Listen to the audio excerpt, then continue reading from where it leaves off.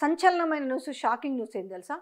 అసలు అంటే 4 మొత్తం రాష్ట్రంలో 5 ఎమ్మెల్సీలు ఖాళీ అయితే 4 ఎమ్మెల్సీలు కాంగ్రెస్ నుంచి ఖచ్చితంగా పెడతారనే విషయం. ఎందుకంటే ఫిరాయింపు ఎమ్మెల్యేలు వాళ్ళు ఉన్నారు కాబట్టి వాళ్ళ బలం చూసుకొని పెట్టిరు. ఇప్పుడు ఏం ఓటింగ్ జరిగేది కానీ ఎలక్షన్ కానీ ఏమీ లేదు కాబట్టి.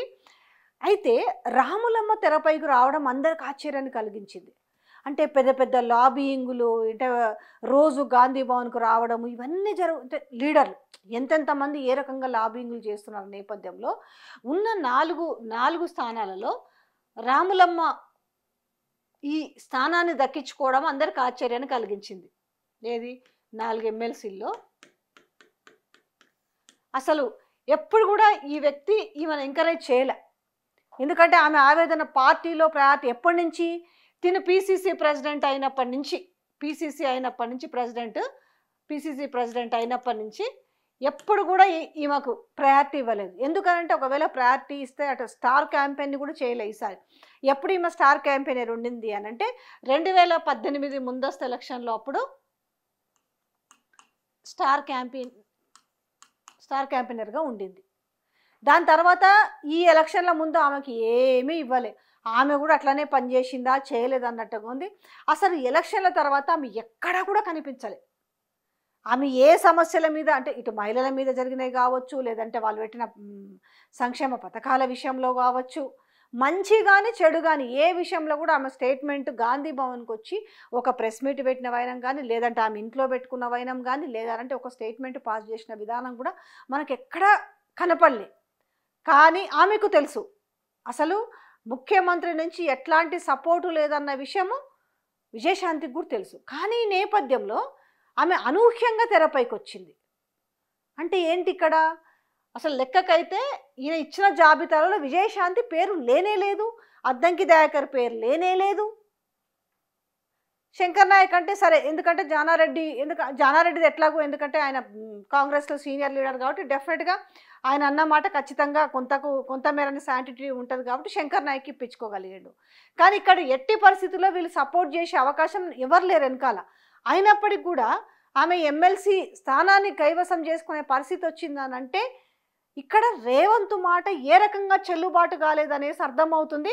ఇక్కడ ఈమెని ఎంకరేజ్ చేయాలనేసి రాహుల్ గాంధీ చూస్తున్నట్టుగానే అర్థమవుతుంది. రాహుల్ గాంధీ ఖచ్చితంగా ఇక్కడ విజయశాంతిని మరి ఖచ్చితంగా ఎంకరేజ్ చేయాలనుకుంటున్నాడు. ఆమెను తీసుకెళ్ళి నిజంగా చెప్పాలంటే ఆమె కూర్చుందంటే కూర్చోలేదు. ఎందుకంటే పార్టీలో ఏ రకమైన పదవి లేకపోతే ఆమె మాత్రం ఏం పని చేస్తుంది?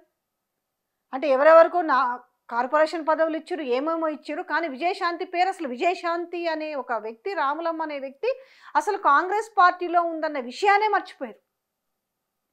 అట్లాంటి వ్యక్తి అనూహ్యంగా తెరపైకి వచ్చింది. అసలు నిజంగా చెప్పాలంటే వీళ్ళ పరపతి నడుచుంటే, సీఎం పరపతి కనుక ఢిల్లీలో నడుచుంటే అసలు రాములమ్మ అనే వ్యక్తి తెరపైకి వచ్చే అవకాశమే లేదు. ఆయన ససేమీరా ఎంకరేజ్ చేసే ప్రసక్తే ఉండి, ఆయన చిన్న చిన్న మహిళా లీడర్లు తెలివి కళ్ళగుండి కొంచెము మంచిగా మాట్లాడతారు, లేదు వాళ్ళకు కొంత చరిష్మా ఉందంటేనే ఆయన లెక్క చేయడు. అట్లాంటి వ్యక్తి విజయశాంతికి రోజు ఎమ్మెల్సీ స్థానం దక్కించుకున్నారు అనంటే దాని వెనకాల ఏం జరిగిందనంటే ఇక్కడ 100% ఇక్కడ రేవంత్ రెడ్డికి తోకలు కట్ చేసిరు, కూరలు వీకిరు. ఇక్కడ రేవంత్ రెడ్డిది ఇక పార్టీలో ఏమీ నడుస్తలేదని అర్థమైపోయింది. ఏందో ఆ సభలు సమావేశాలు తోడలు కొట్టి మీసాలు తిప్పి ఏందో మాట్లాడుతుంటాడు, ఆ బీఆర్ఎస్ మీద ఎక్కుతుంటాడు తొక్కుతుంటాడు. కానీ ఈడ పరిస్థితి చూస్తే మాత్రం ఏమీ లేదు. ఉందా అంటే ఉంది. కూరలు వీకేసిన పాము ఎట్లుంటుంది? బుస కొట్టినా పనికిరాదు అది. దాంట్లో ఏముంది కూరలు వీకిన తర్వాత?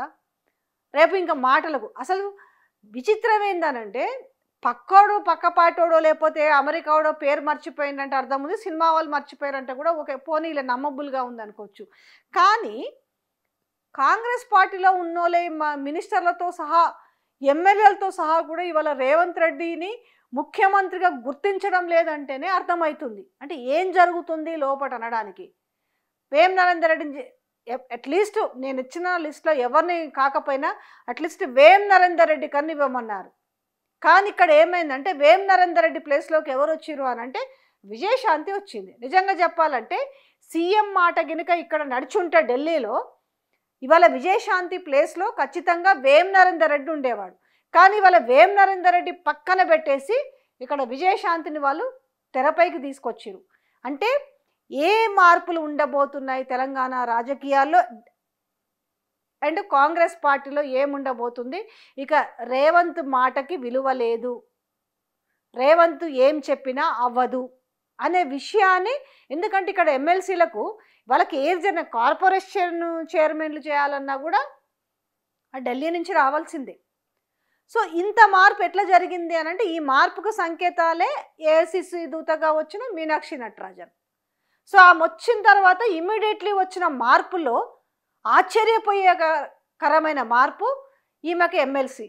సో ఈ మార్పులలో ఇమ్మీడియట్లీ కనిపిస్తుంది ఇక్కడ రేవంత్ రెడ్డిది ఏమీ నడుస్తలేదు అనేసి. ఇప్పుడు జరుగుతున్న సమీక్షలు కావచ్చు, సమావేశాలు కావచ్చు, మీనాక్షి నటరాజన్ అందరినీ పిలుచుకొని ఆమె 1-to-1 ఇంటరాక్ట్ అవ్వడం కావచ్చు, ఎవరికి ఇంకా రిమైనింగ్ మనం పదవులు ఇవ్వచ్చు, పార్టీ కోసం ఎంత కష్టపడ్డారు, ఏం కష్టపడలేదు అనేసి ఇవన్నీ కూడా ఒక ర్యాండమ్గా చూసిన తర్వాత వాళ్ళు పదవులు డిసైడ్ చేసిన క్రమంలో ఏది ఏమైనా ఇప్పుడు ఇచ్చిన 4 ఎమ్మెల్సీలలో ఒక విధంగా చెప్పాలంటే ఈమె నక్కను తోక కాదు, నక్కను తొక్కొచ్చిందనే చెప్పాలి రాములమ్మ.